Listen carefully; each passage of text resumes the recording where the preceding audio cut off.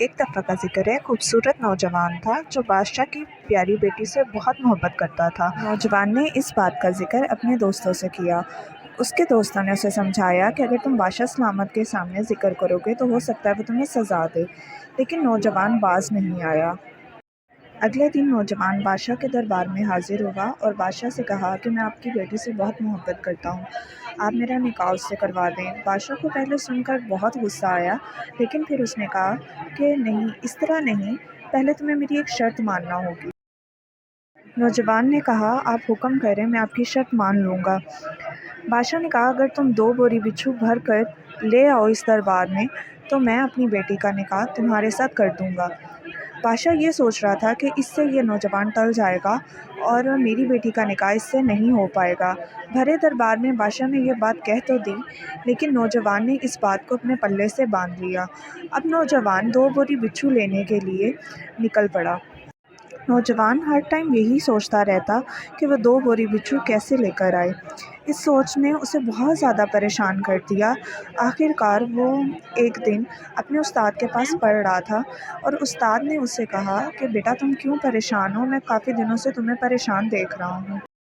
جس پر نوجوان نے جواب دیا کہ استاد میرے ساتھ ایک پریشانی ہے، میں نے بادشاہ کی بیٹی کا ہاتھ مانگا، اس نے شرط کے طور پر مجھے 2 بوری بچھو لانے کے لیے کہا ہے۔ استاد نے کہا بیٹا تم پریشان نہ ہو، کل 2 بوری لے آنا اور میں تمہیں بتاؤں گا کہ تم بچھو کیسے لے سکتے ہو۔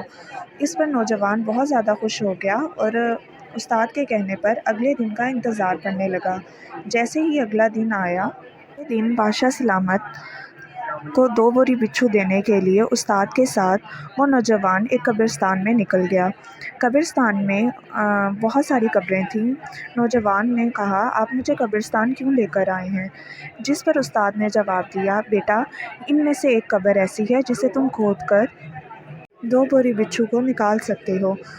اس پر استاد نے اسے ایک قبر کا نشان بتایا، لہٰذا نوجوان نے ایسے ہی کیا، قبر کھودی اور بوری کا منہ قبر کے اندر کر دیا، جس سے بوری بچھوؤں سے بھر گئی۔ اسی طرح نوجوان نے دوسری بوری کا منہ قبر کی طرف کیا، دوسری بوری بھی بچھوؤں سے بھر گئی۔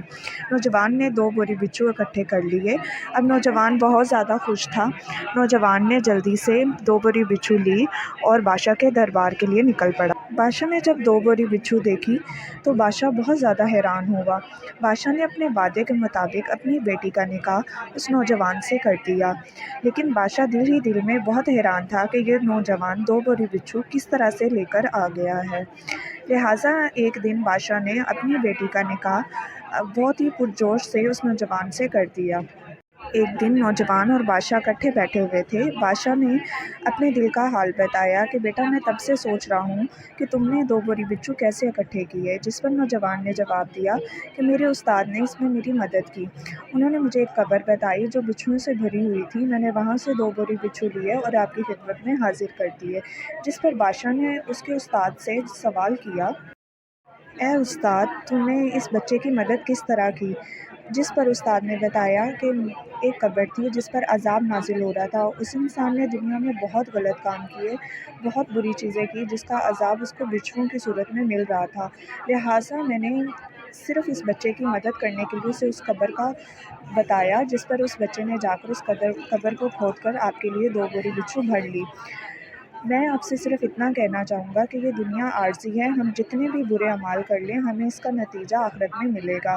پیارے دوستو، دنیا آخرت کے لیے بنائی گئی ہے، ہمیں اپنی آخرت کا خیال رکھنا چاہیے۔ دنیا ہماری عارضی ہے، اسی لیے ہمیں ایسے اعمال کرنے چاہیے جو ہمارے لیے آخرت میں بہترین ثابت ہوں۔ پیارے دوستو، ہمیں چاہیے کہ ہم اپنی آخرت کا خیال رکھیں اور اپنی دنیا کو سنواریں۔